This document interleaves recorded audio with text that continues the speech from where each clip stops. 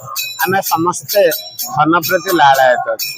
आउ धन आम कौन कले आम धनर वृष्टि हो साधारणतः गुरुवार दिन कौन करवा दरकार कौन जपरी भाव में लक्ष्मी बार हूँ गुरुवार तेणु गुरुवार आम कौन कले धनर वर्षा हो विशेष भाव में आपण माने निश्चित भाव लक्ष्य करते ए दिन लक्ष्मी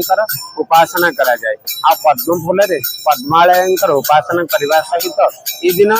माने शुद्ध पवित्र भाव में भोजन करंतु भोजन प्रस्तुति करंतु और लक्ष्मी नारायण को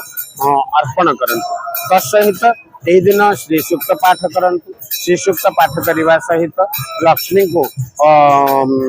मीठा भोग करंतु किंबा खिचड़ी भोग करंतु आउ अन्न प्रसाद भोग करेंगे शुद्ध पवित्र भाव में प्रसाद को अर्पण करेंगे और तत्सहित आज दिन में कौन से अनीति काम करंतु नहीं किंबा किसी कौन से जो अनीति काम द्वारा महालक्ष्मी क्रोधित हो जाती तेणु ये अनीति काम करेंगे नहीं जहाँफल आपणकर धनर वृद्धि हो और धनर वर्षा हो।